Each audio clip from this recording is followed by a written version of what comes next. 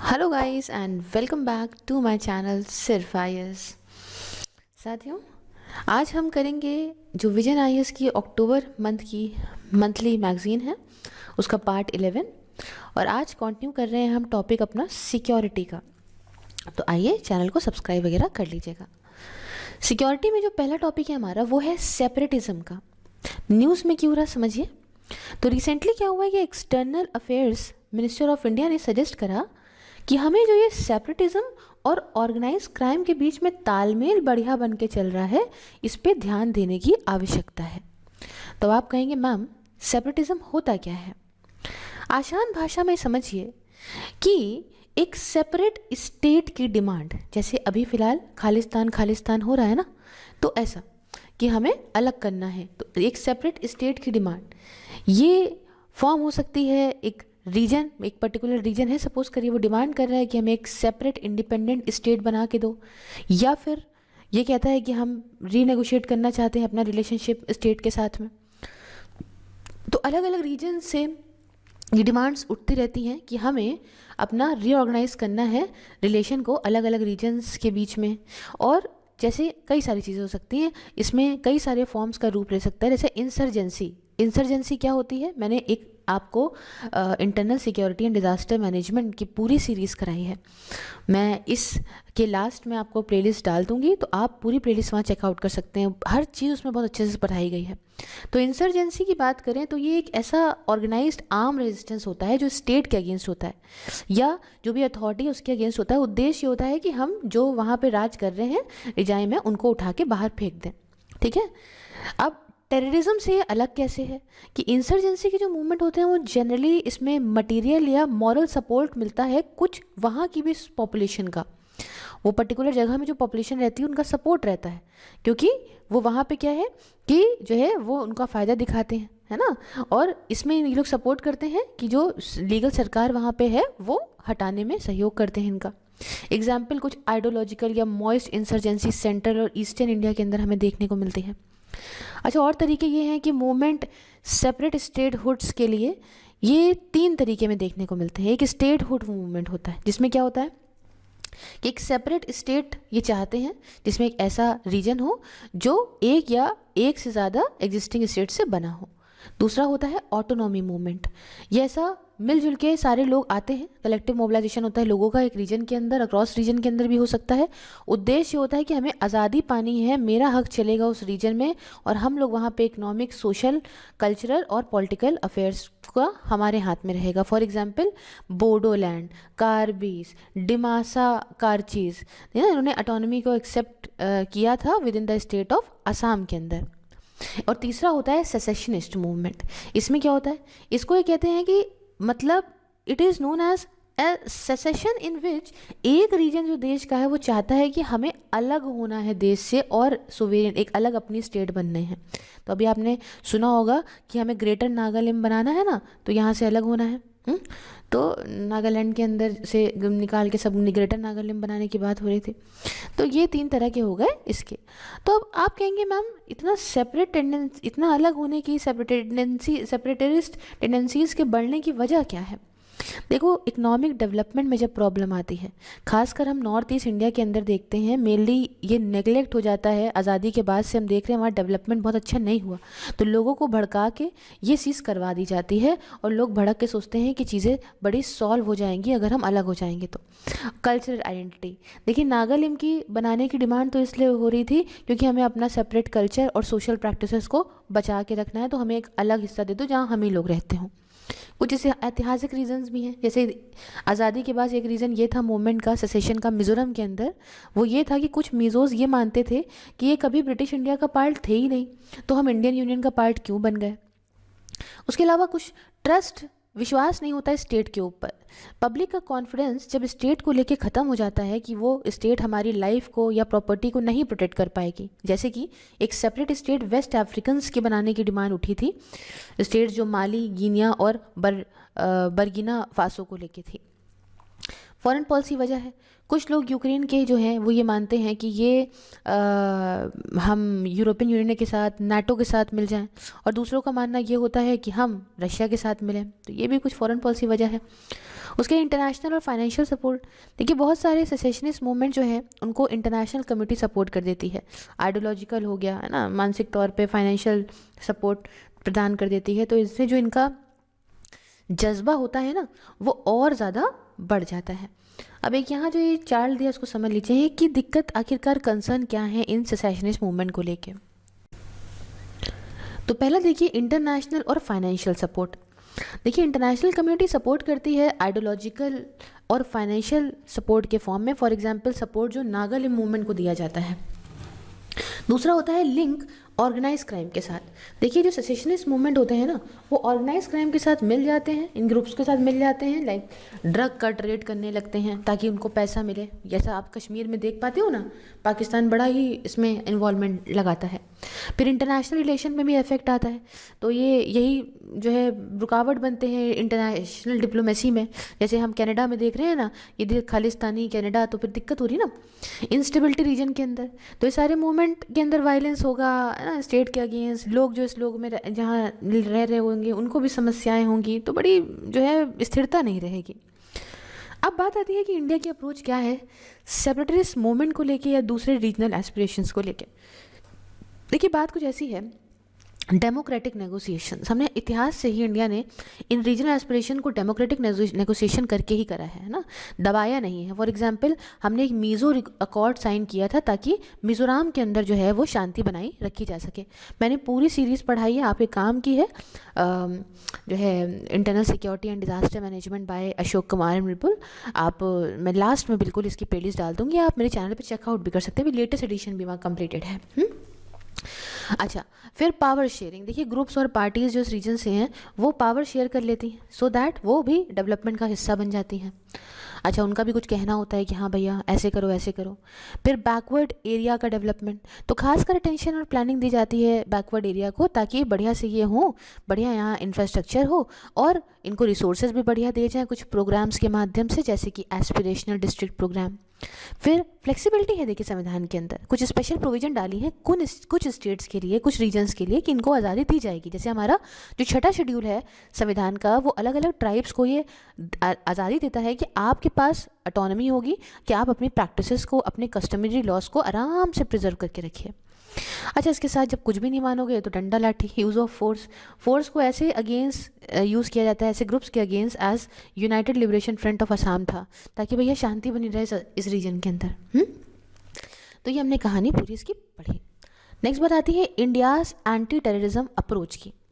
प्यारे साथियों, न्यूज़ में इसलिए था यूनियन होम मिनिस्टर जब एंटी टेरर कॉन्फ्रेंस को एड्रेस कर रहे थे जिसे ऑर्गेनाइज करा था नेशनल इन्वेस्टिगेशन एजेंसी ने, तो उसमें इन्होंने इस बात को हाईलाइट करा कि हमें ज़रूरत है ना सिर्फ टेररिज्म से लड़ने की, बट साथ में जो पूरा एक दो सिस्टम इन्होंने बना रखा है ना, इसको भी हमें ख़त्म करना है। और इसके लिए कि हम कैसे टेररिज्म से लड़ सकते हैं, इसके लिए इन्होंने कुछ कदम भी बताए। तो इंडिया की क्या अप्रोच थी टैकल करने के लिए टेररिज्म को, समझिए। लेजिस्लेटिव फ्रेमवर्क, लॉ लेकर आए, जैसे कि the unlawful activities prevention act of 1967 और नेशनल सिक्योरिटी एक्ट ऑफ 1980। ये मेन प्राइमरी लॉज थे लड़ने के लिए इस टेररिज्म से। दूसरा था डेडिकेटेड लॉ इन्फोर्समेंट एजेंसी। देखिए नेशनल इन्वेस्टिगेशन एजेंसी एक्ट ये जो था as India's primary counter terrorism law enforcement organisation था ये, और इसे सपोर्ट करा दूसरी एजेंसीज़ ने भी, जैसे कि रिसर्च एंड एनालिसिस बैंक अपनी रॉ जो है, इसके अलावा IB that is intelligence bureau, इसके अलावा स्टेट पुलिस सर्विसेज वगैरह ने भी सपोर्ट करा। उसके अलावा countering the financing of terrorism. देखिए इंडिया मेंबर है फाइनेंशियल एक्शन टास्क फोर्स का और एशिया पैसिफिक ग्रुप का on money laundering and Eurasian group. इसके साथ काउंटरिंग वायलेंट एक्सट्रीमिज्म, तो मिनिस्ट्री ऑफ होम अफेयर्स ये एक लीड एजेंसी है इसकी काउंटरिंग वायलेंट एक्सट्रीमिज्म की। फिर win the minds and people's heart of people. देखिए अगर आपको रेडिकलाइजेशन, लोगों को ऐसा मैनिपुलेट होते नहीं देखना है, सरकार को अगर रोकना है तो डेवलपमेंट देना पड़ेगा, जॉब देनी पड़ेगी, लाइक सिविल एक्शन प्रोग्राम जिससे सिविल एक्शन को सपोर्ट करा जाए बाय सिक्योरिटी फोर्सेस, उड़ान स्कीम जिससे कैपेसिटी बिल्डिंग यूथ की जम्मू एंड कश्मीर के अंदर और ज़्यादा बिल्ड करी गई थी। तो नौकरी होगी, पैसा होगा, काम होगा, तो कोई क्यों ही इधर आएगा। फिर आई बात इंटरनेशनल और रीजनल कोऑपरेशन की, तो इंडिया ने अच्छा खासा लीडरशिप रोल बहुत सारे रीजनल और इंटरनेशनल जगहों पे, जैसे ग्लोबल काउंटर टेररिज्म फोरम में जो है अपना निभाया है, जहाँ पे इसने प्रमोट करा है मल्टीलेटरल काउंटर टेररिज्म कोऑपरेशन को। इवन 1996 में इंडिया ने कुछ कदम उठाए थे ताकि ये जो ड्राफ्ट कॉम्पिटिटिव कन्वेंशन और इंटरनेशनल टेररिज्म है, इसके लिए कि इन्होंने भाई इससे खाते कदम उठाए, और ऑब्जेक्टिव ये था कि हम एक कॉम्प्रिहेंसिव लीगल फ्रेमवर्क प्रोवाइड करेंगे टेररिज्म से लड़ने के लिए। ठीक, अब जो पूरा रोल है ना नेशनल इन्वेस्टिगेशन एजेंसी का इन कॉम्बाटिंग टेररिज्म से लड़ने के लिए, ये और डिटेल में आर्टिकल्स में डिस्कस करा गया है, अभी मैं बताती हूँ। देखिए, फिर यहाँ पे ज़रूरत आती है कि आखिरकार ज़रूरत क्या है कि हमें इस टेररिज्म को लेके अपनी अप्रोच को बदलना है। देखो, पहली बात तो ये कि हायरार्किकल स्ट्रक्चर की कमी है रीसेंट टेररिस्ट एक्ट में। देखिए, टेररिस्ट अब क्या कर रहे हैं ना कि मतलब ऐसा कर रहे हैं, रिलाई कर रहे हैं on loose affiliation with like minded groups, जो अपनी सोच रखते हैं, अलग अलग कंट्रीज से उन लोगों को उठाते हैं। एंड यहाँ पे लोन वुल्फ अटैक समझते हैं क्या होता है कि एक लौता बंदा जिसके साथ कोई ग्रुप नहीं है अटैच, और ये लोन वुल्फ अटैक कहलाएगा। ये बंदा अगर कुछ अपने मन में सोच के चले, अब आप इसके मन को कैसे पढ़ोगे जब किसी से डिस्कस ही नहीं कर रहा है, तो और इसने कुछ बवंडर कर दिया, तो ऐसे कहते हैं कि लोन वुल्फ अटैक। हालांकि प्रैक्टिकली कहा गया है कि ऐसा होता ही नहीं है, लेकिन हाँ, इस एक टर्म को लिया गया है। तो भाई अब इसको कैसे पकड़ोगे, तो ये तो यही हो गया कि हम अपने मन में कुछ भी सोच रहे हैं। तो ऐसे जो सिंगल वाले बंदे हैं, ऐसा केसेस देखने को पूरे वर्ल्ड वाइड मिल रहे हैं। उसके बाद चेंजिंग नेचर ऑफ वेपन्स। देखिए, कुछ टेररिस्ट ग्रुप्स अब क्या कर रहे हैं ना, केमिकल, बायोलॉजिकल, रेडियोलॉजिकल और न्यूक्लियर, जिसे हम लोग CBRN मटेरियल कहते हैं, इनका यूज़ कर रहे हैं। टेक्नोलॉजी का यूज़, अब बहुत नई इंफॉर्मेशन टेक्नोलॉजी का यूज़ तो टेररिस्ट बहुत कर रहे हैं। इसके साथ साइबर अटैक करवाते हैं, तो रिस्क यहाँ पे खतरा और ही तेज़ बढ़ा जा रहा है। अच्छा, आगे पढ़ेंगे इसको, लेकिन आप डेटा बैंक समझ लीजिए क्या होता है। इंडिया की रैंक 13 है लेटेस्ट ग्लोबल टेररिज्म इंडेक्स 2023 में, और वर्स्ट अफेक्टेड कंट्रीज़ है टेररिज्म एक्टिविटी से इंडिया। अच्छा, और समझिए, नए नए मेथड्स लिए जा रहे हैं टेररिज्म फाइनेंसिंग के, मतलब समझ रहे हो, सब पैसा क्राउड फंडिंग हो रही है प्लेटफॉर्म वेबसाइट्स के माध्यम से, और टेरर फाइनेंसिंग हो रही है। तो बहुत सारी पैसा की जो कमी है लीगल एक्टिविटी के लिए, या इस तरह से पूरा हो रहा है। फिर डेफिनेशन ग्लोबल लेवल की इसकी कमी है। देखो भाई, टेररिज्म की जब हम बात करते हैं तो इसकी टेररिज्म की कोई ग्लोबल लेवल डेफिनेशन है ही नहीं, क्योंकि हो सकता है टेररिस्ट एक कंट्री में टेररिस्ट हो और दूसरे कंट्री में मसीहा हो, है ना। तो ये एक वजह है, टेररिज्म की जो डेफिनेशन है उसकी कमी है। फिर जो दूसरे ऑर्गेनाइज क्राइम के साथ मिलजुल के काम हो रहा है, जैसे कि काउंटरफीट गुड्स प्रोडक्शन और trade, flora and fauna crimes, drug trafficking वगैरह, टेररिस्ट एक्टिविटीज़ बढ़ती जा रही हैं, और ये बहुत दिक्कत है देश के लिए हमारे। मतलब एक रिपोर्ट है FICCI के द्वारा, यहाँ पे देखा गया है कि अच्छा रिश्ता है ड्रग ट्रैफिकिंग और टेररिज्म के बीच में। फिर आपका इंटर एजेंसी कोऑपरेशन देखने को, जिसकी कमी देखने को मिलती है। देखिए, अलग अलग जो एंटी टेररिस्ट एजेंसीज हैं वो एक साथ काम करती हैं सेंटर में और स्टेट में लेवल पे, एंड ये आपस में मिलके काम नहीं कर पा रही हैं, डेटा एक्सचेंज सही से नहीं हो पा रहा है ना।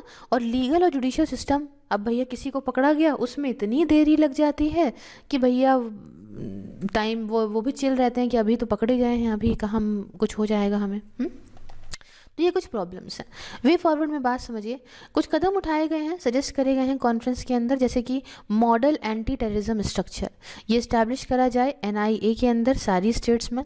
सारी जो ATAs हैं, है ना, उनको मल्टी डायमेंशनल बनाइए, और आर्टिफिशियल इंटेलिजेंस बेस रखिए, यूज़ रखिए डेटाबेस का, अगर टेररिज्म से लड़ना है अच्छे से। इंडिया ने बहुत सारे डेटाबेस वर्टिकल्स को भी बनाया है, जैसे कि inter operable criminal justice system, national automated fingerprint identification system, national integrated database on arrested narco offenders, इसके अलावा national database of human trafficking offenders वगैरह, जिनको आप यूज़ कर सकते हो टेररिज्म रिलेटेड इन्वेस्टिगेशंस के लिए।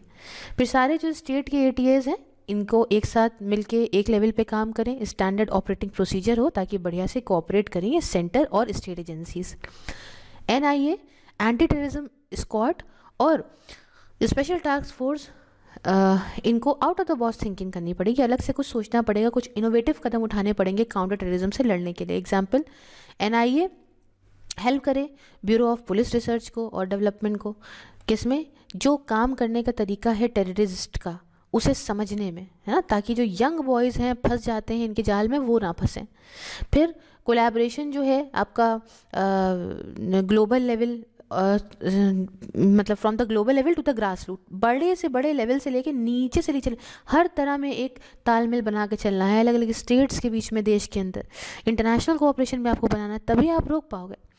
एक कॉमन ट्रेनिंग मॉड्यूल लेकर आइए ताकि जो एक यूनिफॉर्मिटी आ जाए कि क्या मेथड है लड़ने का टेररिज्म में उसमें।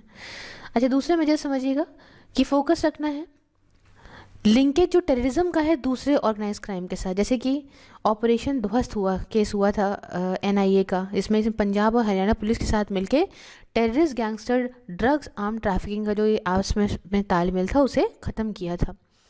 फिर है cooperation with the neighbouring countries, जो parliamentary standing committee on external affairs है, इन्होंने रिकमेंड किया था कि एक कॉमन प्लेटफॉर्म लाओ जिससे हम काउंटर करें टेरर को under the neighbourhood first policy के तहत।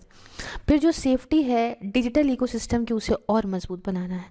देखिए इंपॉर्टेंस जो डिजिटल इकोसिस्टम की है या साइबर स्पेस फॉरेंस डेडिकेटेड एफर्ट्स हैं ताकि और इतने अच्छे तरीके से हों, ये ज़्यादा सिक्योर हों, बढ़िया तरीके से काम करें।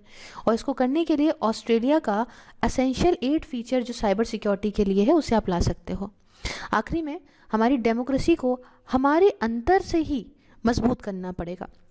डेमोक्रेटिक इंस्टीट्यूशन मजबूत होंगे तो इससे सरकार को विश्वास मिलेगा, कोऑपरेशन मिलेगा सिटीजन का, और वो कहीं भटकेंगे नहीं। नेक्स्ट हमारी बहुत इंपॉर्टेंट एजेंसी है, that is national investigation agency. इसे बनाया गया 2008 में जब मुंबई टेरर अटैक हुए थे, और उसके बाद इसको बनाया गया, कुछ कमियां देखी गई थी इसलिए बनाया गया, और ले आया गया था इसको बनाने के लिए एक नेशनल इन्वेस्टिगेशन एजेंसी एक्ट 2008 का। एम ये है कि कुछ ऐसे स्टैंडर्ड ऑफ एक्सीलेंस को सेटअप करना काउंटर करने के लिए टेररिज्म को, ये दूसरे नेशनल सिक्योरिटी रिलेटेड इन्वेस्टिगेशंस के लिए नेशनल लेवल पे विद एन ओरिएंटेड वर्कफोर्स के माध्यम से ये काम करती है अंडर अ रिटन प्रोक्लेमेशन, जो कि इसको मिनिस्ट्री ऑफ होम अफेयर्स से मिलता है। इसको ये पावर दी गई है कि आप टेरर रिलेटेड क्राइम्स जो कि स्टेट्स में होंगे उसको भी आप देख लोगे, और इसके लिए आपको कोई स्पेशल परमिशन लेने की ज़रूरत नहीं है स्टेट से। इसके अलावा national investigation agency amendment act 2019 ने भी इसको पावर दी है कि आप भी शेड्यूल ऑफेंसेस जो कि इंडिया के बाहर कमिट होते हैं उन पे भी आप इन्वेस्टिगेशन कर सकते हो। एंटी टेररिज्म एफर्ट्स में इसका क्या रोल है, तो स्टेट के साथ कोऑपरेट करना, ये सारी स्टेट्स को असिस्ट करती है, दूसरी इन्वेस्टिगेशन एजेंसीज को असिस्ट करती है इन्वेस्टिगेट करने में टेररिस्ट केसेस में। इफेक्टिव और स्पीडी ट्रायल है। 2022 में ओवरऑल कन्विक्शन रेट करीब 94% रहा। डेटा कलेक्शन की बात करें तो इसको टास्क दिया गया है कि आप नेशनल डेटाबेस बनाइए 7 एरिया में, एक तो नारकोटिक, फिर है हवाला ट्रांजैक्शन, आर्म्स की smuggling, counterfeit currency, bomb blast, terror funding और टेररिज्म को लेकर। In depth professional investigation investigate करेगा क्राइम को जहाँ पे कुछ प्रूफ को इकट्ठा करना मुश्किल होता है।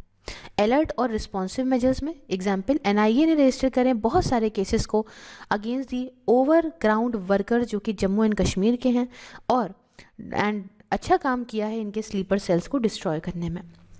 कुछ और रिलेटेड न्यूज़ समझिए। FICCI ने एक रिपोर्ट रिलीज़ करी, hidden streams linkages between illicit market, financial flows, organise crime and terrorism. Report ये पता लगाती है कि जो मिले जुले छुपे हुए ताल्लुकात हैं 122 कंट्रीज़ के अंदर, और साथ में इनका क्या रिलेशन है ऑर्गेनाइज क्राइम्स एक्टर्स और इलीगल इकोनॉमी के बीच में, ये इसको भंडा फोड़ती है, जैसे कि trade based money laundering, counter fitting, arms and drug trafficking and terrorism and crime. ये रिपोर्ट की कुछ हाइलाइट्स की बात करें तो यूनाइटेड नेशन ने ये एस्टिमेट लगाया कि ग्लोबल अमाउंट जो मनी लॉन्ड्रिंग का रहा है साल में, ये मान के चलिए करीब 2 से 5% है ग्लोबल GDP का। कितना ह्यूज अमाउंट हो गया। इंडिया के रिलेटेड फाइंडिंग देखी तो देखा गया कि टोटल अमाउंट जो मनी लॉन्ड्रिंग का इंडिया के अंदर हुआ UN office on drugs and crime के हिसाब से वो करीब $159 बिलियन का था। ग्लोबल ऑर्गेनाइज क्राइम इंडेक्स 2021 ने हमें दिखाया कि लो प्रिवलेंस है ऑर्गेनाइज क्राइम एक्टर्स की इंडिया के अंदर, 4.3 है ऑन स्केल ऑफ 1 to 10। अगर हम एवरेज देखें तो ये तो बहुत है, 5.2 है फॉर बाकी की 122 कंट्रीज़ में। Directorate of revenue intelligence in India ने देखा कि 437 एग्जाम्पल ड्यूटी इन्वेजन के 2021-22 में दिखे, और 40% इंक्रीज दिया इसमें 2020-21 के कंपैरिजन में। इंडिया की इनफॉर्मल इकोनॉमी भी बढ़ाती है लाइवलीहुड को। क्यों भाई? देखिए फॉर्मल इकोनॉमी नहीं है ना, सब कुछ ऐसा जो है ऑर्गेनाइज नहीं है, इस वजह से ना काउंटरफेट गुड्स प्रोडक्शन बढ़ जाता है, ट्रेड राइजिंग कंसर्न ये हैं टेररिस्ट एक्टिविटीज़ के। 2021 में जो इकोनॉमिक इम्पैक्ट था ना, जो वायलेंस हुई थी इंडिया के अंदर, वो करीब 1.17 ट्रिलियन डॉलर्स की थी। मतलब समझ लो अप्रॉक्सीमेटली 6% ही हो गया पूरी देश की जीडीपी का in terms of purchasing power parity. Recommendation समझिए, तो अगर हम 6 C's को अडॉप्ट करें पॉलिसी प्लेबुक के तौर पे, तो हम इन खतरों से बच सकते हैं। जैसे कि 6 C's क्या हैं? पहला, cognisance of terrorism and organise crime under regulatory framework. पता लगाया हमने, कॉन्टिन्यूस और क्रिटिकल इवैल्यूएशन करा इलीगल जो भी फाइनेंशियल फ्लोज हैं, सेंट्रल नोडल एजेंसी को रखा ताकि बढ़िया कोऑर्डिनेशन हो, क्रिएट करी अवेयरनेस और चेंज करा कंज्यूमर का प्रेफरेंस, साथ में लड़ा हमने, कॉम्बैट करा ट्रेड बेस्ड मनी लॉन्ड्रिंग से, और लास्ट का सी कहता है cooperation and coordination international level पे। तो हमने ये साथियों यहाँ पे सिक्योरिटी का टॉपिक अपना कंप्लीट कर लिया। आगे हम न्यूज़ इन शॉर्ट के कुछ टॉपिक को समझते हैं, जिसमें आता है न्यू इंडियन एयरफोर्स एनसाइन। ये क्या है? देखिए ये अनवील करा गया एज आईएएफ मार्क्ड, क्योंकि आईएएफ ने अपनी 91वीं एनिवर्सरी पे इसको लाया, और न्यू एनसाइन के अंदर एयरफोर्स क्रेस्ट आता है टॉप राइट कॉर्नर में। यहाँ पे आप देख सकते हैं ये जो नया जो ये इंडियन एयरफोर्स का एनसाइन है, ये देखिए इस जगह पे ये ऐसे आता है ना। मतलब देखिए इसके अंदर एक नेशनल सिंबल देखने को मिलता है, अशोका का लायन देखने को मिलता है ऑन द टॉप। यहाँ आप देख सकते हो, ये देखिए टॉप पे ये है, और वर्ड लिखे हैं सत्यमेव जयते, ये देखिए है ना, देवनागरी में उसके नीचे जस्ट लिखा है। अच्छा, अशोका के लायन के नीचे ये एक हिमालयन ईगल आप ये देखिए देखेंगे, ठीक है। इसके विंग्स एकदम खुले हुए हैं, तो दिखाते हैं कि भैया क्या फाइटिंग क्वालिटीज़ है हमारे आईएएफ के अंदर। और ring in the light blue colour जो है, फिर इससे ये देखिए यहाँ पे ये जो है, ये जो घेरा बना हुआ है ना, इंसर्कल कर रही है जो हिमालयन ईगल को विद द वर्ड्स भारतीय वायुसेना, यहाँ पे आप ये देखिए पाएंगे। उसके अलावा आईएएफ का जो मोटो है touching the sky with glory, ये इंस्पायर कहाँ से हुआ है? भगवद गीता से, ठीक है। तो ये हमने पूरी बात आपको बताई इसकी। अच्छा, कुछ बातें और जान लीजिए कि सोनो बॉयज़ क्या है। देखिए इंडियन नेवी प्लान कर रही है कि हम MQ-9B सी गार्जियन ड्रोन्स को यहाँ पे क्या करें, इक्विप करें, इसमें डालें with the sonobuoys. Sonobuoy क्या होता है? सोनो बॉय एक छोटा सा डिवाइस होता है जिसे यूज़ करते हैं अंडर वाटर अक्वास्टिक सर्वेलेंस के लिए। तो इसके अंदर आपको हाइड्रोफोन मिलेगा जो डिटेक्ट करता है अंडर वाटर साउंड को, खासकर वो साउंड जो सबमरीन्स जो है पैदा करती हैं। तो ये सारे डिवाइसेस को डिप्लॉय करा जाता है एयरक्राफ्ट के अंदर या शिप्स के अंदर, और ये रियल टाइम एक्वास्टिक डेटा आपको देते हैं। तो इससे क्या होता है कि पिन पॉइंट पोटेंशियल सबमरीन से जो भी खतरा है वो आपको पता चल जाएगा अगर कुछ आ रही होगी तो। लास्ट में आता है सिम्बेक्स एक्सरसाइज। तो ये एक हर एनुअल बायलैटरल नेवल एक्सरसाइज है जिसे करा जाता है इंडियन नेवी और रिपब्लिक ऑफ सिंगापुर नेवी के बीच में।